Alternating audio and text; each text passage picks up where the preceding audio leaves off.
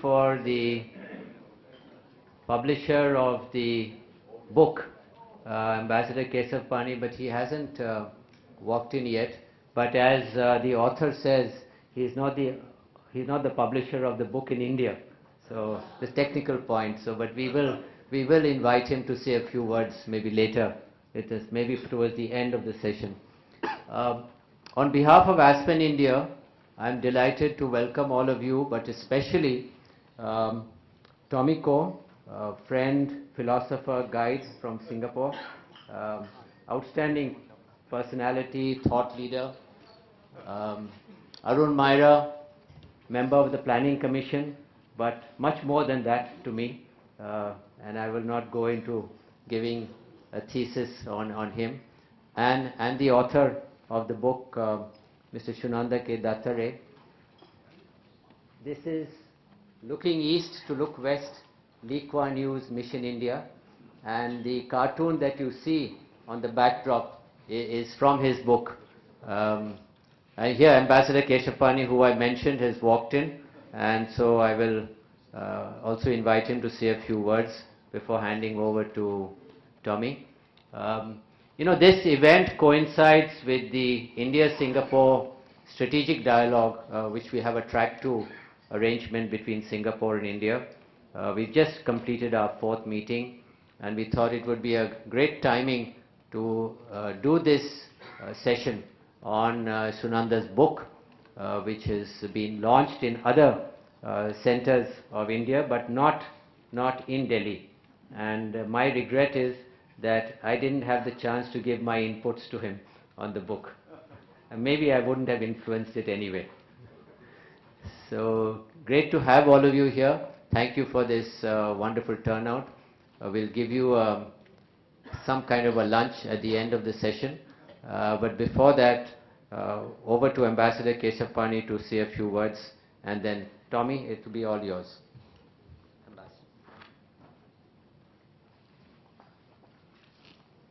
Thank you very much. It is indeed a pleasure to be able to say how this book came about. One fine day, I got a call from the President's office saying that one gentleman wants to write this book about Lee Kuan Yew's relations with India. I was quite taken aback because for us, relations with India really was Mr. Goh Chok Tong. But being a open-minded person, I welcomed the idea and very readily agreed to give all the facilities at the Institute. It was a very rewarding task for me because I learned so much that I did not know about. The moral of the story is never take anything for granted, be open-minded, and you'll find a good product. And I must commend the product that Sunanda has brought about is a real fine product. It is just not on Lee Kuan Yew, it's just not on India-Singapore, it's cast in an entire framework of diplomatic relations, relations between the two countries, and that is what I would like to commend. I actually sneaked into this proceedings because I wanted to advertise another book. And I asked Sunanda's permission for this, and that is a book that we are about to publish, and this is called Early Interactions Between South and Southeast Asia. This is a major undertaking by us, about 15 authors. It's being published by Manohar here, and it should come out next month. So I'll leave some leaflets at the end, so please, if there's one book you have to buy this year, please buy this book. Thank you very much.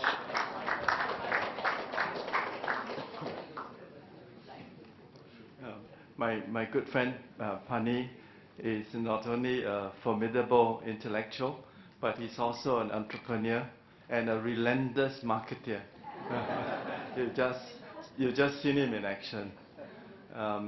But maybe I should explain why my Singaporean colleagues and I are here in New Delhi. In the year 2007, the then Minister for External Relations of India, Sri Pranab Mukherjee, and my minister, George Yeo, decided to launch a new initiative.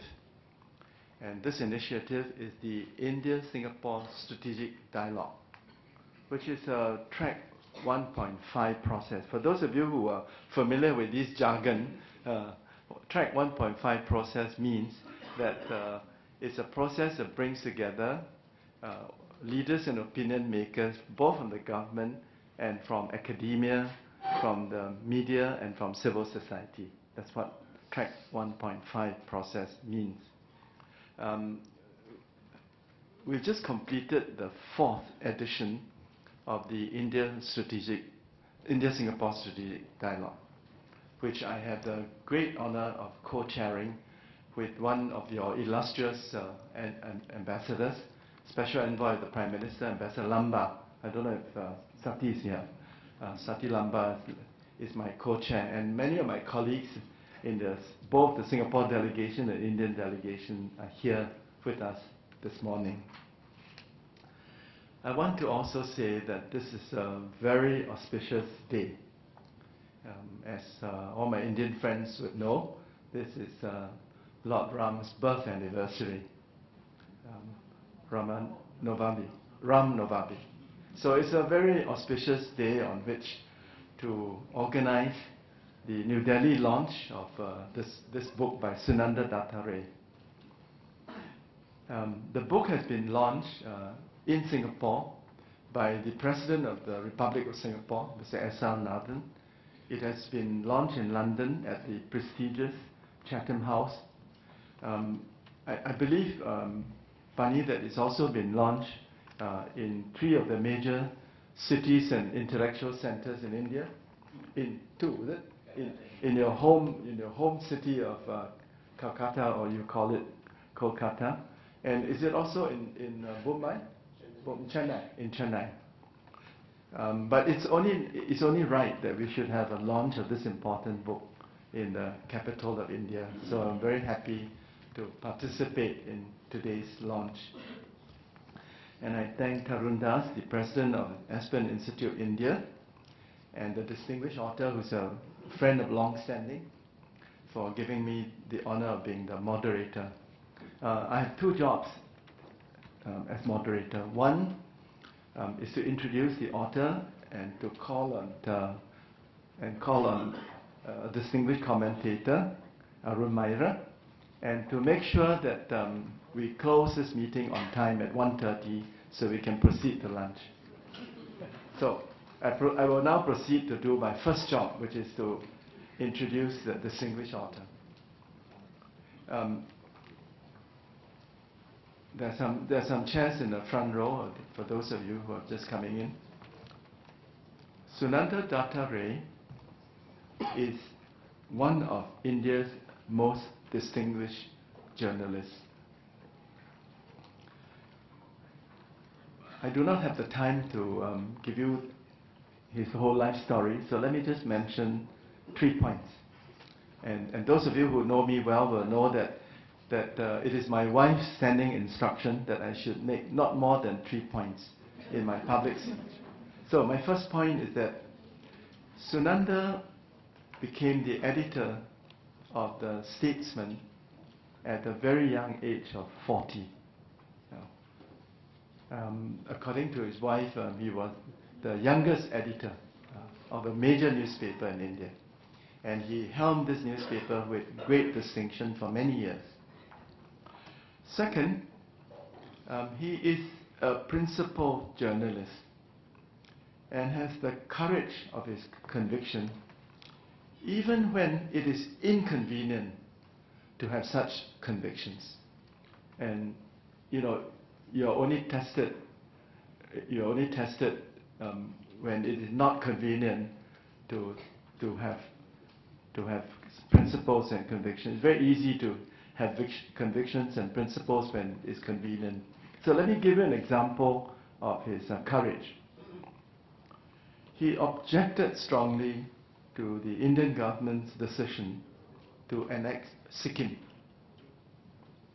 He wrote a book entitled Smash and Grab, the annexation of Sikkim. According to my research, this did not make him very popular in India. But it certainly reinforces a point about the character of the man, that he's a man of principle and that he has the courage of his convictions. Third, Sunanda has a long friendship with Singapore and a very deep knowledge of Singapore. He's also an admirer of our minister mentor, Mr. Lee Kuan Yew. Sunanda spent 7 years with Singapore's major daily English language newspaper, the Straits Times. And the foreign editor of the paper, Carl's Guardian, is with us today. He spent a year teaching at the School of Journalism, which is now called the Wee Kim Wee School. And he spent 1.5 years as a distinguished fellow with the Institute of Southeast Asian Studies, whose eminent director is my older brother, Pani. He was given unprecedented access to the minister mentor, Lee Kuan Yew.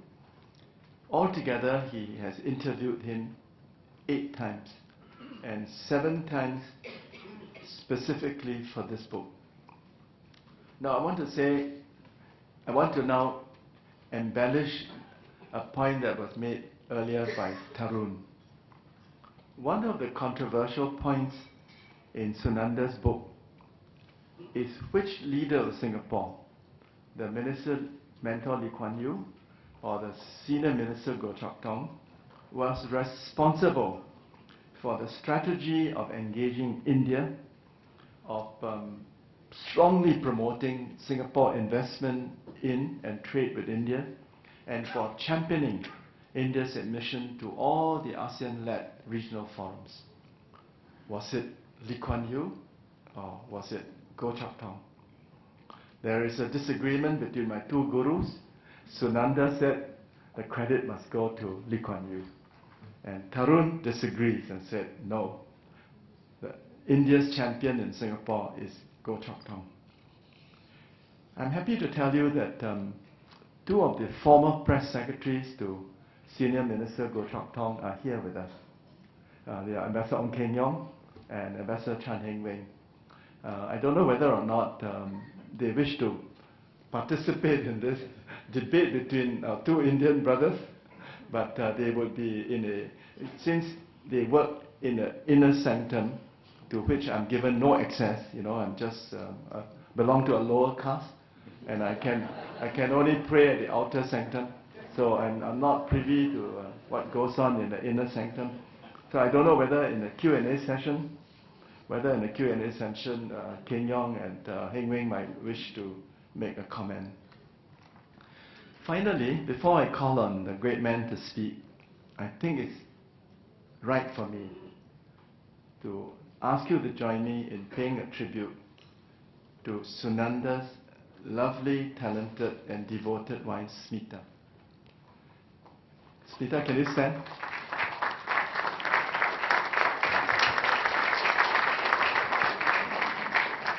Smita personally transcribed all his tapes, and she helped him in many ways to complete this important project. She's also brought up their talented son, Deep, who's somewhere in the audience. Where are you, Deep? Yeah, Deep, who is following in the illustrious footsteps of his father. And according to Sunanda, he concedes that you are more scholarly than he is. So it now gives me great pleasure to invite the author, Sunanda, to speak to us about the book before I call on Arun to comment on it.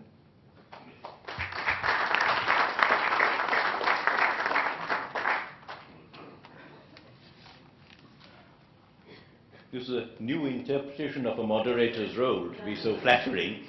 The last time I was a moderator, and I'll tell you in a moment who I was on the panel, this was at Oxford a few months ago, And I rang this gentleman up, a former minister here, and I said, I'm moderating this panel discussion at St. Anthony's College, Oxford, where you're on. And he said, no one has moderated me in my life and no one ever will. That was Mani Shankar Iyer. Tarun Das told you about the input that never was. Well, it's embarrassing for me because there are so many people in this hall whose inputs are reflected in the book. And I have to, they recognize a lot of what I have to say, so I leave their names out, but it will be cold to Newcastle for them.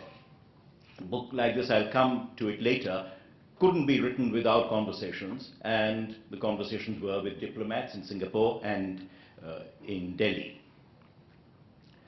Now, the theme of this book, as you see from this cartoon which appeared in the Hindustan Times in 1967, though after Nehru died, though the figure is of Nehru, with Lee Kuan Yew perched on him, saying, wake up, no, stand up. Well, that is the theme of the book. Lee Kuan Yew urging India to stand up and take her rightful place in not only Asia, but the Committee of Global Nations. And why was Lee Kuan Yew doing that? Because in the 50s, addressing a gathering of the Malayan Forum, which was an organization of students from the Malayan Peninsula, which was then, there was no Malaysia, Singapore wasn't independent, the Malayan Forum in London, he made a memorable remark. He said, unless India emerges, Asia will submerge. And 50 years later, when I was interviewing him, as Ambassador Koh has said, I asked Mr. Lee, I said, you said this 50 years ago. Do you still believe it, that India must emerge, otherwise Asia will submerge? And he said, oh yes, very much so, because only a resurgent India, economically and politically dynamic and stable, can ensure a balance of power in Asia. That's how the book originated. When it was being launched, Mr. Koh mentioned earlier launches, in Calcutta, the guy did the honors, and he said that he found the title intriguing. It is intriguing in the sense that Christopher Columbus discovering America in search of India was also intriguing. It's intriguing in the sense that in 1991, shortly after he became Prime Minister, I asked Mr. Narasimha Rao what his foreign policy was going to be.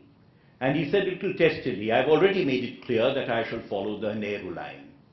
So I said, well, the economic measures that you're taking don't sound very much as if they're in the Nehru line. And he looked at me and he said, Manu the lawgiver gave the law. It's up to each Brahmin to interpret it. So in this sort of devious way, you go there, but you go round out here. The Free Trade Association agreement that India is now negotiating with Europe had its roots in India's CECA, the Comprehensive Economic Cooperation Agreement with Singapore. And that's what the book is about. India's re-engagement with the world in political, economic, and military terms. That this re-engagement began in a small place like Singapore, perhaps accidental, not design. The book describes how that process happened, the when, the where, the how, the why. Looking east to look west is sort of a chapter in history in the making. It is a story that has not yet been told, not yet fully unfolded. We should always have looked east, of course. There are historical and cultural reasons for doing so. Southeast Asia is an Indian creation. I'm not referring to the golden era of Suvarnabhumi, which the Ramayana mentions. I'm talking of the term Southeast Asia, which did not exist until 1943. Until then, it was known as Further India, Greater India, the East Indies, or Indochina. The first person ever to use the term Southeast Asia was Sardar K.M. Panikkar in his book, The Future of Southeast Asia, An Indian View, in 1943. Then Lord Mountbatten took it up, and he made himself Supreme Commander, Southeast Asia Command. Now, whatever the nomenclature, this is where India first established itself as a mercantile and colonizing power and came into partnership with China, partnership and competition with China. The historical reason for looking at Southeast Asia is, of course, Suvarnabhumi. The historian George Stedes, A.L. Basham tells us that all the culture of this area came from India. And there was some awareness of it, of that linkage, because in 1926 the Greater India Society was formed in Calcutta under Tagore's auspices to hark back to Suvarnabhumi. So the modern term, the ancient history. Security is another reason why we should have established linkages with Southeast Asia long ago. If Rajendra Chola could in the 11th century sail from the east coast of India, attack the Srivijaya kingdom, and then establish a kingdom in the Malayan peninsula, some Southeast Asian power can do the same in reverse. Or some power with a foothold in the region can do so. Fears on that score were raised during World War II when Singapore fell and when the Stilwell Road's importance was emphasized. Today, Southeast Asia is important as a source of investment and as a destination for markets. And it's also, let's not forget, the place where Jawaharlal Nehru and Edwina Mountbatten met for the first time. I'm not repeating Pascal's. If Cleopatra's nose had been a little longer, a little shorter, the history of the world would have been different. But the encounter in the Indian YMCA in Singapore was a tumultuous affair which I describe in detail from eyewitness accounts. Now, outsiders were aware of this historic linkage long before we were. In March 1946, when the Cripps mission came to India, Clement Attlee, the British Prime Minister, asked Stafford Cripps to make it a condition of Indian independence that India would be responsible for the defense of the Southeast Asia area. That's how he put it. In the 60s, when Harold Wilson's government announced that it was withdrawing forces from east of Suez, Lee Kuan Yew took the first plane to Delhi, as he put it, to ask Indira Gandhi to be the guardian, quote-unquote, guardian of Southeast Asia. And American strategic writers, the one whose name comes to mind, Russell Fifield, always thought of India, Japan, Australia, and the ASEAN countries forming a quadrilateral alliance, long before a quadrilateral alliance actually came into being. And Fifield, incidentally, thought of ASEAN, both the name, Association of Southeast Asian Nations, and the abbreviation ASEAN, long before anyone in Southeast Asia had even thought of such a term. He wrote about it, he described it, and then reality follows history, follows strategic writers. The actual Bangkok Declaration came 3 years later. Singapore is now a household word in India, certainly in Calcutta where I live. It stands for a certain lifestyle. You see advertisements, condominiums built in the Singapore style. You see flats advertised as if you live here, you can live as if you're in Singapore.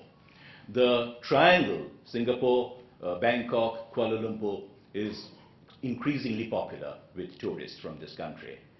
Companies offer junkets to Southeast Asia for meritorious service. Weddings in Bangkok and Bali are popular among the fashionable. The Hindutva movement is covering Bali as a sort of last outpost of Hinduism. On the other side, there's been an Indian influx to Singapore of professionals, and they have raised the Indian percentage of the population from under 7 to about 9. That's quite substantial. So there is this close and growing nexus between our two countries, between huge India and the little red dot, as Singapore has been called. But the perception was not always so favorable. When I was moving to Singapore to join the Straits Times group, as Ambassador Coe said, it was in 1993, I'd visited before but not lived there before, there were dire warnings from my friends in Calcutta and Delhi. And some of the authors of those warnings are also present in this hall. And but the strongest objection I heard from them was, how can you possibly live in such an antiseptic place? Well, being antiseptic is not necessarily a disadvantage. It's at my mobile, I hope it's not. No. But, I'm nobody in this context. At a higher level, where policy decisions are taken and made, a veteran Indian ambassador, Badruddin Tayagji, who was ambassador to Indonesia, records that when he proposed to the Indian government that we should have closer relations with Southeast Asia, with the diplomatic headquarters in Singapore from where, sort of like the spokes of a wheel, the other cities would be catered to, Nehru said, do you gentlemen want us to have friendly relations with those Coca-Cola countries? Now that remark is remembered in Southeast Asia and rankles. I've heard you repeat it to me. It's been credited to Indira Gandhi, to Sirimavo Bandaranaike, but the authorship doesn't matter. The fact is that India, Greater India, in the Indian subcontinent, dismissed them as Coca-Cola governments. Even Narasimha Rao wasn't all that keen on Southeast Asia to start with. When a former High Commissioner to Singapore wanted the posting in 1988, he said, you'll be wasting your time there. And yet Narasimha Rao became the first Indian Prime Minister since Indira Gandhi in 1968 to visit Singapore, where Lee Kuan Yew hailed him as the Deng Xiaoping of India. Now why did this do it? It wasn't, looking east was not just an isolated item. It was part of a package, and that package was the globalization of India, if you like. In those years, in the early 90s, Narasimha Rao took India into various American-led military seminars that we had always shunned in the past. Feelers were sent out to countries that were outcasts in the Afro-Asian perception, Taiwan, Israel, apartheid South Africa, and look east also. So this was part of India emerging from its cocoon. And there's no shame in admitting that this was done under pressure from the IMF and the World Bank with the US behind it. Until then, the Indian view, global view, was shaped, formed by isolation and complacency. And some of that still survives, I'm afraid. You talk to people and you get a hint of the complacency that is born of self-satisfaction, possibly even conceit. I'll give you 3 examples. Hamish MacDonald, who was the Far Eastern Economic Review correspondent to this country for many years, writes that he was flying from, I think, Bombay to Delhi, and the man sitting next to him in the plane, well-dressed, educated man, discussing economic growth, and when Hamish mentioned South Korea, this man said, oh, don't compare us with those underdeveloped countries. That was such a thing that existed. I remember an encounter in the Calcutta metro. The signs were awry, and I couldn't tell which was the up platform and which was the down platform. And I asked a passenger with a briefcase. He turned out to be a chartered accountant. He told me which, and then he was surprised that I didn't know. So I explained that I lived in Singapore. And he said, do they have a metro like us? Now, remembering the smooth, streamlined, air-conditioned perfection of Singapore's metro, I was very tempted to say, no, not like us. And the third occasion was at this seminar at Oxford that I mentioned earlier. A former head of the British Foreign Service asked that now that India is emerging, will India accept global responsibilities that it's entitled to and that are its responsibility as such a big power in Asia? And one of the Indian speakers jumped up and said, what do you mean India is emerging? We have always been a global power. The Emperor Ashoka's kingdom extended from Kandahar to wherever. So this is the sort of perception that led an American ambassador in this country to report back that India is obsessed with India. India is absorbed in India. And I can see Ambassador Bajpai sort of looking cynical about that. He was probably in Washington at the time. Now, the break with that past confirms the truth of the belief that if foreign policy is to be successful, it has to be a projection of domestic interests. As Newt Gingrich said in America, all politics is local. Singapore is pro-Western today because LKY, Lee Kuan Yew, decided in the 60s that the only way to revive Singapore's economy was to leapfrog a stagnant neighborhood and establish links with the dynamic economy of the United States and invite some 3,000 multinationals to set up base there. Its businessmen here believe that post-SECA Singapore could perform the same kind of function for India as Hong Kong did for China.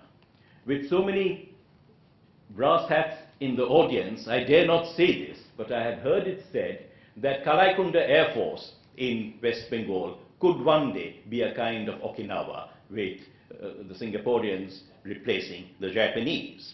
But the military alliances with Singapore and the economic arrangement with Singapore, these are firsts for India, and they are defining moments in the evolution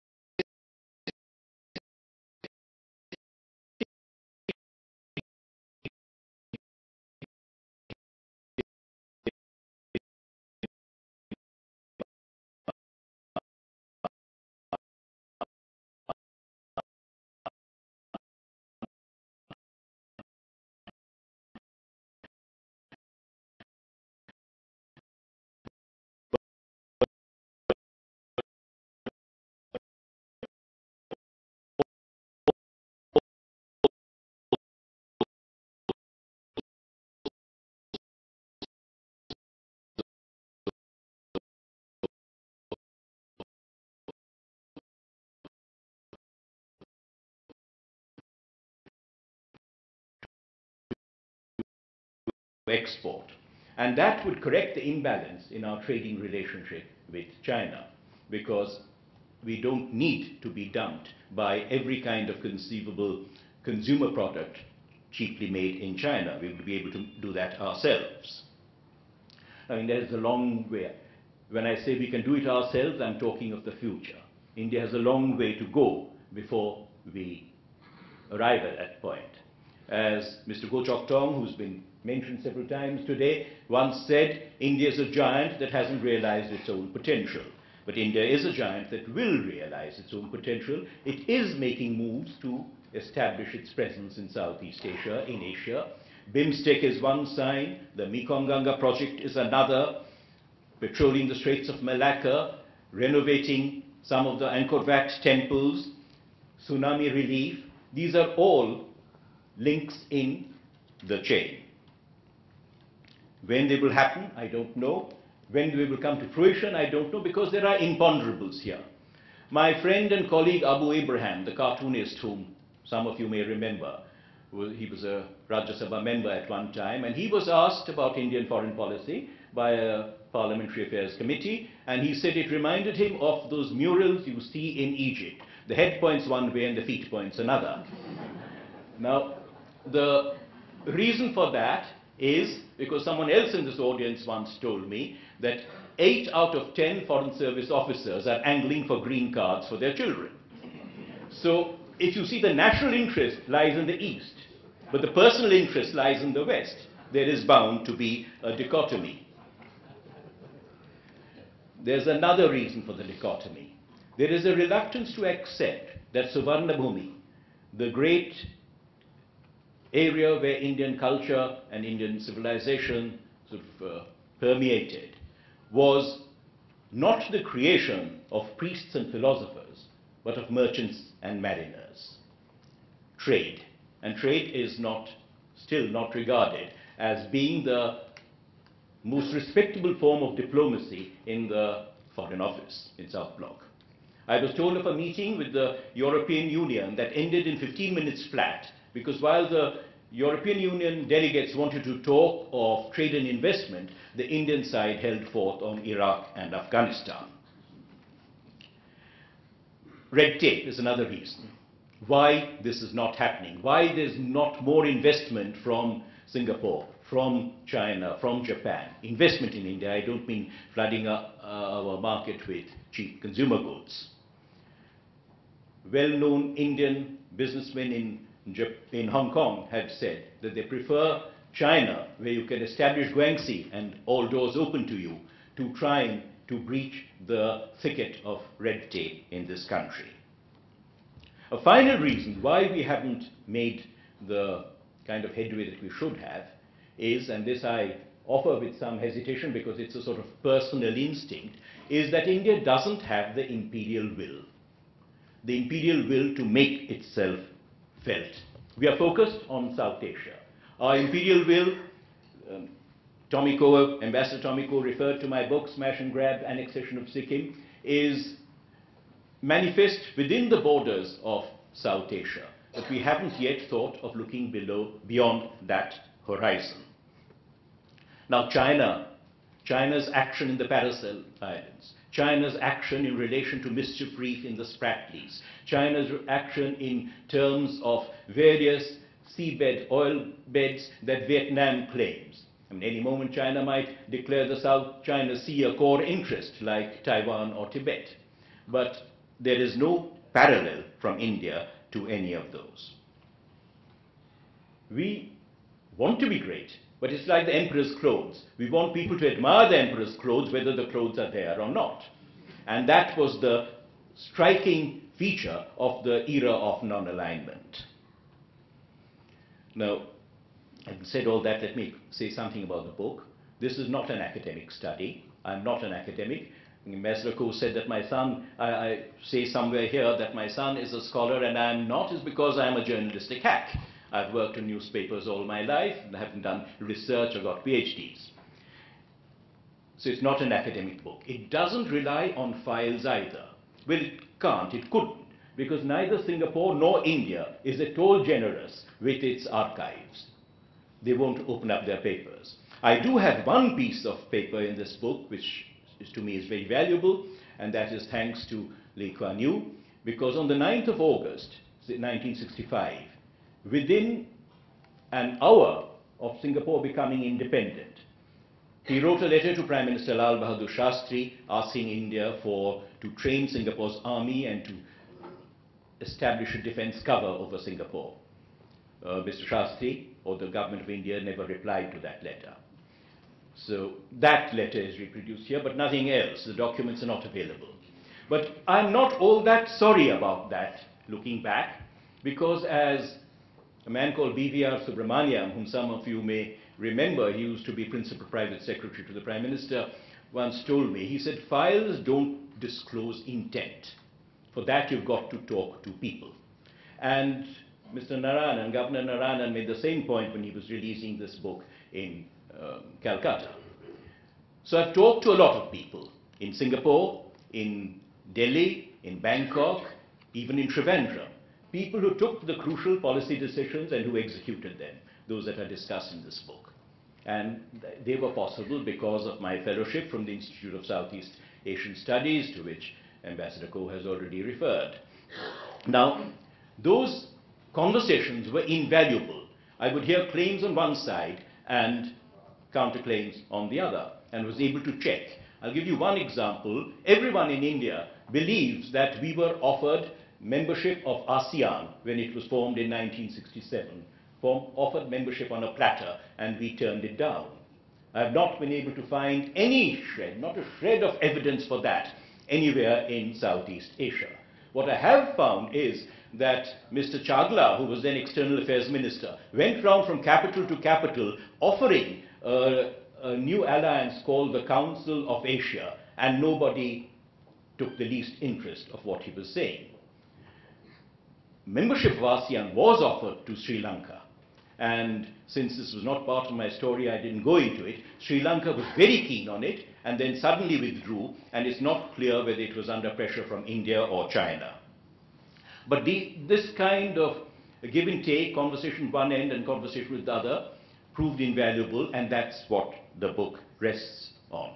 At the core, as Ambassador Koh has already told you, are the 8 conversations, 7 of them recorded. The first one was also recorded, but by them, by the Singapore government, and that's not a complete record. The ones I recorded are complete.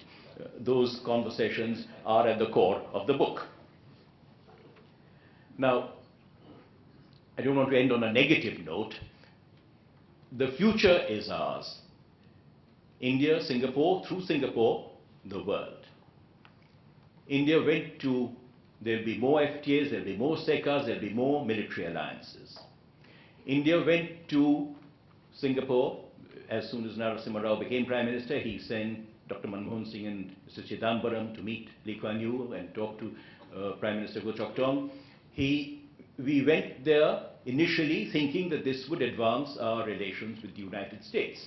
Just as we had naval exercises first with the Southeast Asian countries and Australia before daring to plunge into naval exercises with the United States, which directly would possibly not have gone down too well with Indian public. But gradually, India has discovered that Southeast Asia is an end in itself, is a destination. And it's that destination which will be India's platform to the world. Thank you.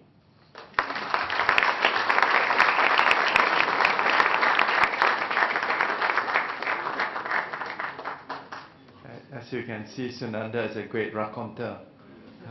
It now gives me a very great pleasure to invite Mr. Arun Maira to share with us his comments on the book. Thank you very much. Thank you. Ladies and gentlemen, as Sunanda has said, this book is a book of conversations with people and stories. Of course, he has been talking to us today about big ideas about geopolitics and relations between countries, and that's in the book. I've read the book. But what's most enjoyable about the book are the stories, and the stories that, in my case, took me back in time. I'm not familiar with the conversations about whether India should have joined ASEAN or not and those. But on the ground, at an ant level, I realized I was an ant in that story too. You go back in this book and you talk about another Miss Dr. Go Ken Swee, who was very close to Lee Kuan Yew at the time, finance minister.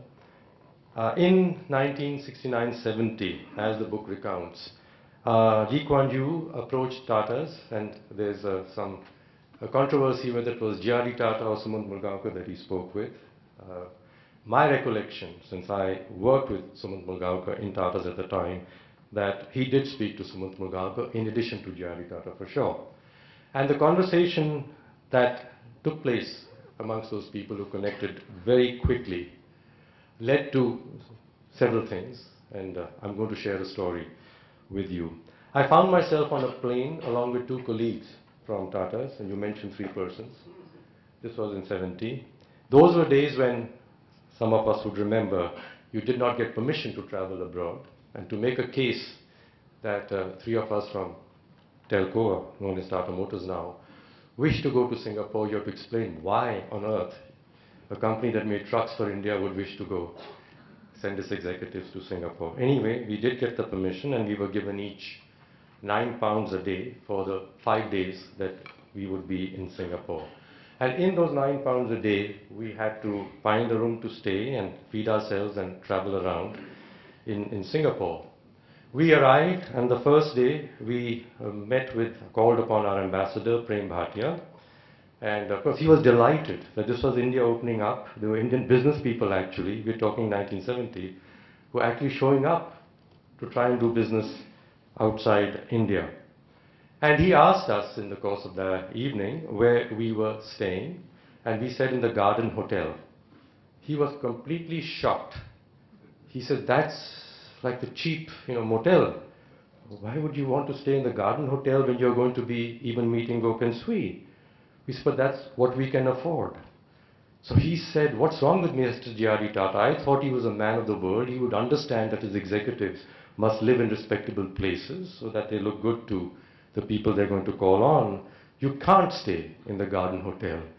So we said, but with £9 a day, where else would we stay? And by the way, we said to him, it's not G.R.D. Tata. It's a person he knew well, Indira Gandhi, who's appointed you as ambassador here. You might write to her to say that she's got his restrictions and G.R.D. Tata could not in any way give us more money. By the way, G.R.D. Tata had briefed us before leaving, and he was a traveler, he knew the world. And he said to us that it's unfortunate that you will be given only the £9, you're not directors, otherwise you could get 12, for £9 each. And you'll have to make do. Well, let me give you some tips. And he would travel to Europe quite often, and the United States, and said, laundry in a hotel is very expensive. So carry some soap with you and wash your underwear and your shirts at night, because to smell in a business meeting is very bad. And also just tuck away a little plastic bag in the suitcase, because in case on the day you check out, your laundry hasn't completely dried, you can pack it safely and take it out. So we explained to Prem Bhatia that it's not G.R.D. who's at fault here. I believe Mr. Bhatia did write a letter to Mrs. Gandhi, not that it had much effect for a while. Well, his solution was, Prem Bhatia's, that at least one of us should stay in a better hotel. So we pool our money together, find a hotel that within the 3 budgets we could also afford for one, and the other 2 staying maybe even cheaper. And that we would give the address of the hotel in which this one person stayed to EDB and the others, that's where we stay. And be sure, and they're going to come and pick you up. Singapore Economic Development Board, the equivalent of our Planning Commission, I suppose, very proactive, the Economic Development Board, would come and pick you up. They're keen to have business relations with other countries. They will come and pick you up. So that transport will be saved for you for some time. But if you better pick you up in a good hotel. So we scouted around and found this hotel called Equatorial Hotel. It wasn't very fancy, but it had a nice name. And we did, after that evening, scouting around and saying, well, maybe one of us could stay there and 2 others could stay in a lesser rooms in Garden Hotel. put it together, called Mr. Bhatia and said, "Sir, would it be okay if we stayed in Equatorial?" He said, "No, that's not good enough. Why don't you stay in the Hilton or something? We had done the exploration. We would have gone completely broke." So we said, "Sir, he said, okay, that's all right, it will do. Your first time here, they might believe that you didn't know better. It's a good hotel." So ladies and gentlemen, we arrived in Equatorial, we were there, and we had made a examination of the rooms available. They were the cheapest rooms in the Equatorial, there were 3 of them, which we could have afforded for one of us, in addition to Garden Hotel. We drew lots to say who would stay there, and I was lucky to get the room in the Equatorial Hotel. However, it's not the end of the story. This room was much cheaper than all the rooms in the Equatorial Hotel. So these guys said, "Come, let's go and see your lovely room anyway." We arrived and there was this one room, and there were a series of these rooms, one above the other, next to the service shaft. The service shaft, which if you opened the water pipes and the sewage pipes ran in the inside shaft. And there was just enough room for the bed and a little space, and there was no cupboard, you could hang something. But the address was okay. Now I had that room. Next morning, Angkok Tu, who you mentioned, who went on to, I think, become chief of the Economic Development Board later also. He was a young man my age, working for the Economic Development Board. He arrived in the lobby to receive us, and my other 2 colleagues had rushed across with their briefcases, and 3 of us sat there. And he asked us how the hotel was. We all said, "Very good." Well, we met Goken Sui, and Goken Sui explained, I never had the privilege of hearing it from Lee Kuan Yew himself, but from Goken Sui, that the ambition was to make Singapore a developed country within 20 years. And that meant that the incomes of people in Singapore must be a certain level that had been defined, I forget what it was, dollars per year, per capita. And as he said, it's obvious that if people are earning that much, that's the wage they're going to have to be paid. So we cannot be developing our economy to be a developed economy by having the sort of factories that the multinationals are putting up in the countries around us, in Malaysia, Indonesia, and so on. They are slatted assembly factories based on just cheap labor. And since we want our wages to go up, they'll just take their investment and put it somewhere else. We want to develop value-added manufacturing, and we are asking these multinationals to come here and to do more value-added production in the country. And the multinationals have told us that that's not our business to train the people. That's your business. If you had trained people, we would put up such a factory. We, Mr. Goken Sui said, this is what we've explained to Samund Mulgaonkar, and that's why you're here, is you've got to help us to put up a training school, to develop highly skilled craftsmen, tool makers for our country, so that they can service these other multinationals who will come here. Of course, in Jurong, the school will be built for you to your specifications and free. We will pay for all the instructors. So this is a nice public-private partnership here. We were the private, they were the government. And the compensation for doing this great service to the nation is that we'll give you another piece of land in Jurong, which would become very valuable, where you could put up what became Tata Precision Industries. And unlike the others who we will have rules for, that they must do it within a certain time, that land is precious, for you we will keep the rules relaxed, because we understand that you've never been out before. There was an understanding and a generosity of spirit that could make a partnership happen between both of us. So it was about skill development, and as Goken Sui said, is that you in India know how to develop skills when there are none. And when we asked the Germans and the Americans and the British, they've forgotten how it was done. The present executives just believe that it's available in the society and you just pick it, pay for it, hire it and fire it.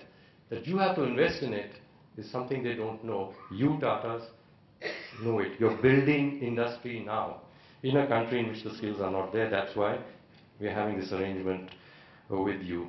Now I come to today, and Sanjay is here too, and you can think about what's going on in our minds today.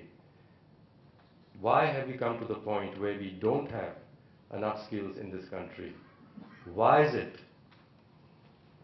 that a few years ago, just 4 or 5 years ago, our industrial leaders would talk about the talent crunch, forgetting what was their role in allowing a talent crunch to come about? Well, it was quite tough to establish the school, not because the government wasn't forthcoming, it really was, but to get people to want to learn how to do something with their hands in Singapore. So as we came, the tourism industry was growing too, and big hotels were coming, like I mentioned. We couldn't get enough recruits as trainees in the first round. I remember this story because we called down emergency crisis, what shall we do? The head of the training establishment in Singapore, I forget his name, a senior person in government, he called all the young people who had left school, who were applying for different vocational positions, and he fired them. He said, "What's wrong with you? Are you men or what? You seem to want half air-conditioned jobs." So he said, "What is a half air-conditioned job? You want to be doormen at these new air-conditioned hotels." In those days, in Singapore, in the late 60s, there were a few coming up. You want to be doorman at half air-conditioned hotels. So when the door opens behind you, your backside gets cooled. Be men, get down on the shop floor and learn to do something real like a man. Then you build the country. And you're passionate, and he really fired them to say, if they really wanted to build the country rather than being comfortable, they better join the Tata Training School. And he got quite a few good people in there. But maybe in our country today also, we are getting concerned that the young people of the country really don't want to be in a factory. They'd much rather be in a service industry, in a BPO, in something. It's just much more pleasant, it's more fun. So the lessons we can learn back again from Singapore too. At that time, you mentioned in this book about Lee Kuan Yew's visit to Mysore, to Bangalore, and where he said that the best person he saw was the horticulturist in the garden. A horticulturist who was developing hibiscus and named one for Prime Minister Lee and another for his wife. Actually, we pinched that horticulturist and brought him to Pune. And so we in Pune, in Tata Motors, we created this factory which started first with the training school, which Lee Kuan Yew knew that that's the way we go about it. And right adjacent to it, we had created a lake so that we could have a bird sanctuary. Side by side, we will grow people and grow the environment, because the two things that take longest to grow, and therefore you must start first, is your body of people and your trees and your environment. And Jurong is that too. So there's a similarity in what we were both up to as partners at the time. I'm going to jump forward quite a bit to come down to the late 90s, by which time I was working in the United States as a consultant, working with an organization that consulted a lot in manufacturing, which is what I first did, but then went deeply into systems thinking, systems reform, and learning, how systems learn, societies learn, organizations learn. And Singapore, being Singapore, if something that needs to be learned which could be useful, they will learn it. So Lee Kuan Yew, still around, said we need to understand what learning organizations are about and are there any techniques and principles we can learn. So that's the second time I got there. And this was with the tourism board, where they said we want to grow tourism even more high-end tourism, along with the variety of lower tourism that through Malaysia, Singapore had been getting earlier, lots more. But it requires many people to collaborate. It's the airports, it's the roads, it's even the shops, it's many things. So the whole system has to work to make Singapore an attractive place for people to come visit. So we had a program on how systems can learn people in the system can learn their place in the system and develop processes of collaboration and judging the output of the whole system rather than just their own little contribution to it. So out of fragmentation to create a very desirable, viable whole. IT, coming down to India today, we could really benefit from that. I mean, the fragmentation that we have between disciplines and ministries and the private sector sometimes amongst itself and with the government, if we could just learn to work a little more cohesively as a system, we could do a lot. Now some have said to me when I've mentioned this idea, that it's possible to do it in Singapore because it is a smaller place and you do have a stronger government. In India, we are such a large, diverse place and the government cannot be so strong. I said, all the more reason we need it. All the more reason we need to understand how we can together work as a system, and these disciplines are there. Maybe we should go and ask Singapore, how they applied these disciplines into a government context. Lastly, most recently, as I'm in the Planning Commission, and we are applying ourselves to how to improve the quality of urbanization in the country. We've been receiving great assistance from Singapore and Jurong on urbanization. And as we compared what they are offering from Singapore, and we got offers and from Japan and from Europe too, there's some quality that struck me and several of us who listened to it. The concept of the city of Singapore is people first.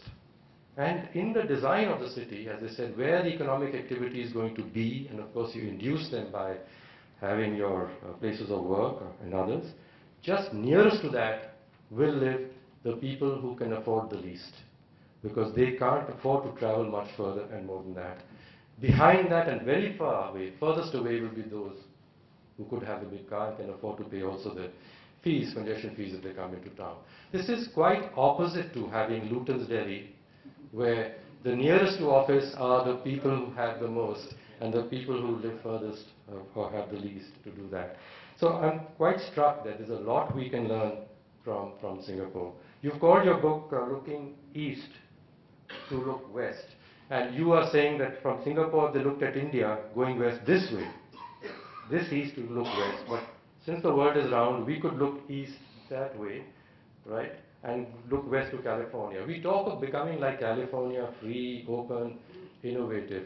But there are certain changes we have to make to the ecosystem of ourselves to get to that condition, if that's the condition we desire.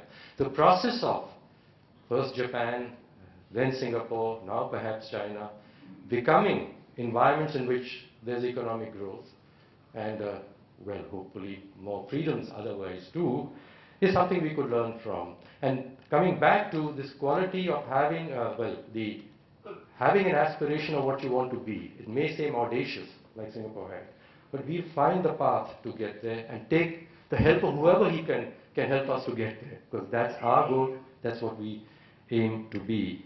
So that's one lesson, and the other is, how do we collaborate to make things happen? Japan in the case of industry, and also Singapore in the case of broadly, not just industry, developing its society, and now China, is demonstrating that the collaboration between the various agents, and that collaboration between agents has to be induced appropriate to the social political structures of the country. The Japanese way is not the same as the Chinese way, nor the Singaporean.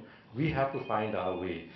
And there are lessons for us from Singapore, certainly.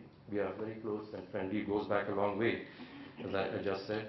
So I'm very pleased that, Sunanda, you have given us the occasion to be together. I said, yes, I'm in the Planning Commission, and I've given you, I think, enough in my thing to say that I think we in the Planning Commission could be reflecting on what the Economic Development Board has been doing and what Singapore has learned to do. Maybe we could learn some too. So thank you.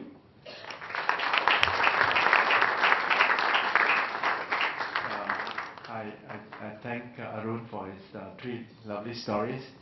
And I'm so pleased to find out for the first time, Arun, that you were part of that initial three-man team from Tata. For us, because the success of this training school enabled us to approach other partners. And so, to give you a few examples, when many countries who had suffered under the Japanese asked Japan for reparation, in the case of Singapore, we did not ask for reparation. We asked Japan instead to emulate Tata and partner us in building a training school. This is all focused on technical education, the training of workers so that they have the skills to work for these investors. We did the same with the French, and we did the same with the German. So I want to say to Arun that you played a historic and important role in Singapore. And you, of course, be pleased to know that although you are no longer with Tata, Tata is very highly respected in Singapore and has a huge presence in Singapore. Tata Consultancy is huge in Singapore, and Tata acquired our only steel maker. Our national iron and steel company is now owned by Tata. We have only 15 minutes before 1:30, so may I invite a few comments and questions, and then I will give them brief, please, and then I will ask Sunanda and Arun to respond to you at the end. Yeah. Somebody will help me to a microphone. You, gentleman at third row. Then somebody on that end. My name is Vinod Sehgal. The question is to the author. You mentioned all your meetings with Mr. Kuan Yew. Have you covered the geostrategic aspect that he was referring to?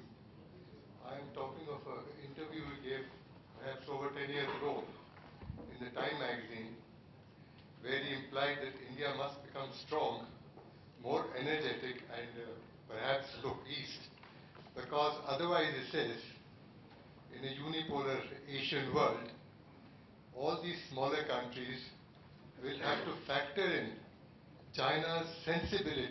The next question, please. Hi. So based on your knowledge of Singapore and of India, do you think that Singapore's focus on using the English language as their official language would be something that India should emulate? Thank you. Another question? Oh, yeah, we should give it to the lady, please. And then the gentleman on the other side of the aisle, in a blue shirt. As someone Yes? who lived in Singapore for 15 years, the perception we had from the time I went to 94 was it was Goh Chok Tong Yes. who really had that principle that Singapore is like an aeroplane with China and India as the twin engines and how we should take off. Yes. And I remember your lecture. I mean, I always see Singapore as a country where the leaders lead by example. You know, the leaders live a very simple life, and when I contrast it to the way the Indian politicians live, they are like the new kings, you know, with the praja, and they want to be. I think we should not be talking about Well, India today. No, but I'm trying to say that, you know, that is the difference I find, that the Singaporean leaders lead by example, and you yourself, I remember when you were giving a lecture in Raffles Junior College, you were already looking way ahead and urging the students. I remember the lecture on IQ, EQ, and CQ, where you were teaching the students that they should be culturally. So, you know, it's just the whole thing of the way Singapore looks ahead, and they plan way ahead, and the leaders lead by example. So what would your comments be on that? You're too kind. The High Commissioner, Karen Tan, will befriend you and make sure that you join her very large circle of friends of Singapore. Yes, please. The gentleman with a blue shirt, and then Tapani, you wanted. Thank you. It was an excellent presentation by Mr. Sunanda. My grouse with Singapore is that they have done excellently so well in such a short time. I have lost both my children to Singapore. Why I'm saying it? Because my daughter has become the resident of Singapore, her spouse also, my daughter-in-law also in Singapore now, and now my son is also leaving for Singapore in the next 10 days' time. So therefore, I feel when Singapore, I salute them because they have done so well. So I think the next book should be Looking Singapore to Look India. And the next thing, what we should write, which mission, we have to decide. But the first thing will be Looking Singapore to Look India. Thank you very much. Thank you very much for loaning your two children to us. Another question? Right at the back, please. Yeah, hello. First and foremost, I was formerly a journalist, now in the health communication sector, so I really do look forward to reading this book. And I think we need more journalists than academics who write this sort of book. The question I have for you, sir, is given the leadership deficit that we have, part of which man alluded to, the leadership deficit, the trust deficit, how do you think we're going to get where we are supposed to get and supposed to be?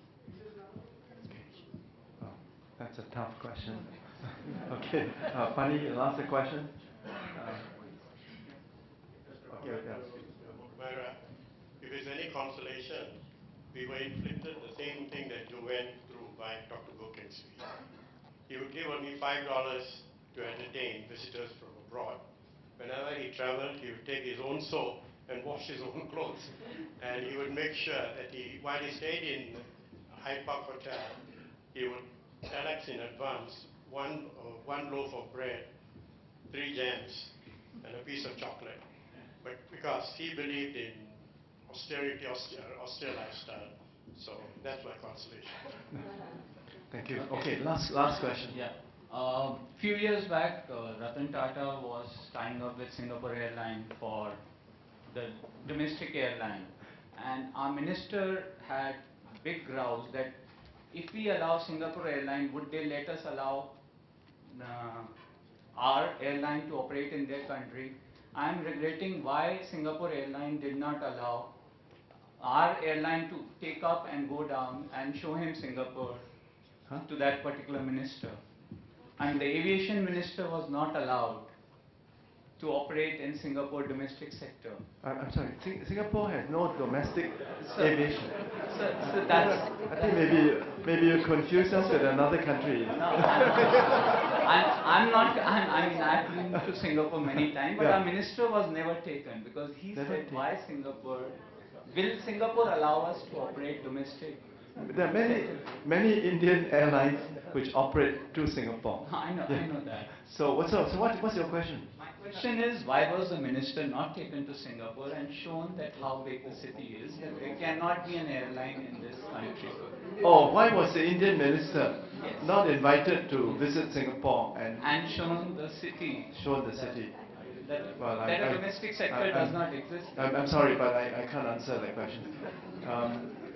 We have to conclude, but one more, this gentleman. Make it brief, please. I shall be very brief. My name is S.C. Kapoor. You mentioned that with regard to the free trade agreements, Indian industry is at a disadvantage because it may not be as sophisticated as the industry in the Southeast Asian countries. But I think our products can be benchmarked with the best. I'm talking of synthetic fibers, like polyester. We are now the second largest in the world after China. We are uncompetitive because of the power costs. Our power costs are very high because of cross-subsidization, interest costs. And they are 40% of the processing costs.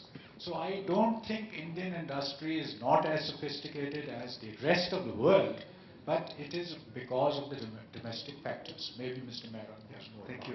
Thank you all very much for so many good questions. My reputation for punctuality is on the line. So I'm going to ask Arun to go first, and then Sunanda will have the last word, which is, I think, only appropriate that the author.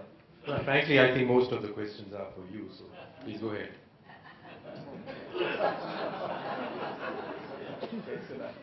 Sunanda. Well, very briefly, all the questions are really answered in my book. So if you buy it,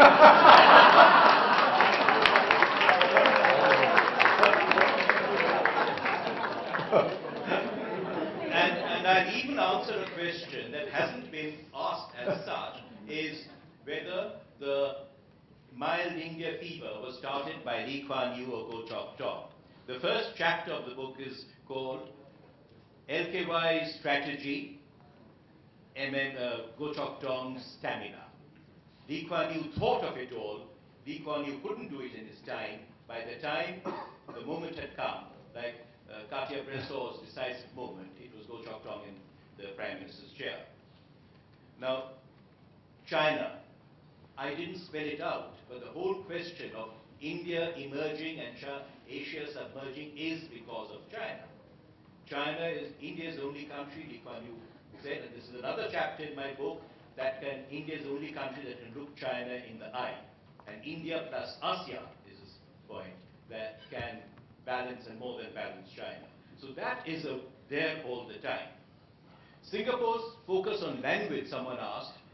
The book again describes a conversation between Lee Kuan Yew and Morarji Desai, who explained the merits, or tried to explain the merits of the three-language formula, and Lee Kuan Yew's position was that a child cannot absorb three languages, it doesn't have the brain power for three languages. It should be only one language, that should be English, and it should be Indian English. There is no need to try and sort of aspire to the Queen's English. Make it Indian English so that it's understood widely all over the country, and with your population, it will become another valid form of English like American English. Go Chok Tong Lee Kuan Yew I've already answered, but about the, someone said King's Feudal. Lee Kuan Yew gave a telling lecture in Bombay, I think his last visit, where he advised his audience against flags on their cars and lights. And he said, you make yourself noticeable that way, and you attract public attention, which need not always be favorable. And they all listened, and they all applauded, and then they all went back with their flags fluttering and their lights blinking. Leadership was a question asked. Now, I refuse to believe that the Singaporean Chinese is more competent, more honest, more dependable, more responsible than the Indian. I do not believe that. It is not a genetic thing. The Singaporean Chinese have become dependable, responsible through training, through discipline. And that training and that discipline can be imposed in this country too. Mr. Pani's question is comment. I add to that, this is also in the book, that before Lee Kuan Yew's first visit to India in 1962, first official visit, his press secretary Alex Josie, who was an Englishman, went round asking all the hotel prices and reported back, this is what this hotel costs and this is what that hotel costs. So they were very economical. But then Jawaharlal Nehru did Lee Kuan Yew proud and invited him to stay in Rashtrapati Bhavan. Ratan Tata, SIA. Now this is the controversial area. The Tata SIA airline, was told by two prime ministers, Mr. Narasimha Rao and Mr. I.K. Gujral, that the permission would go through before the end of the year. It didn't happen because of vested interest in the aviation ministry. Singapore is not a comparable parallel because in Singapore, the moment an aeroplane takes off, it's in someone else's airspace. So there's no domestic air. But things were being said by the aviation minister and the aviation secretary like, what if tomorrow we give Singapore permission today, what if tomorrow China asks for permission? And then we are at war with China. What will happen then? So this alarmist atmosphere was created. There are lots of tales about the real reason behind the refusal, which not proven, so I can't dwell on them. FTA, I take your point, sir. Of course, India can manufacture excellent material. I mean, India sends ships into space. India can do it. But there is a neglect of consumer goods here. Why do you think the original free market zones that we set up in Kandla and Haldia didn't take off? Because the manufacturers found that the domestic market didn't bother about price and didn't bother about quality control. Shoddy goods could be sold off here. So they used those facilities to cater to the domestic demand. They must be much more sort of responsive to international standards. Some Indian medicines go to Singapore in bulk and they're packaged in, or go via Malaysia, they're packaged in Malaysia. And then they go to Singapore. I don't name them because the Singaporeans say that this kind of shoddy packaging, the paper coming loose and the typing bad, won't go down well with our buyers. So this was consumer goods I was thinking of. Okay. I think that's... Yeah. Good. It's exactly 1:30, so I've managed to maintain.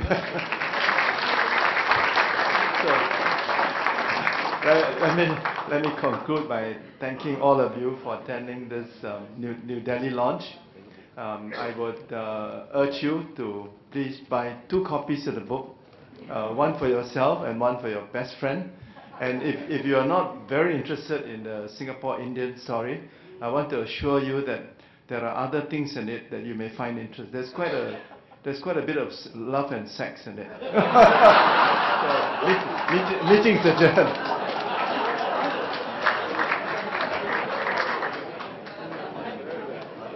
Let's grab a table now, if there's one. Huh? Yeah, I don't know where you... No, eat, pick up and go out. Huh? Go out and sit somewhere.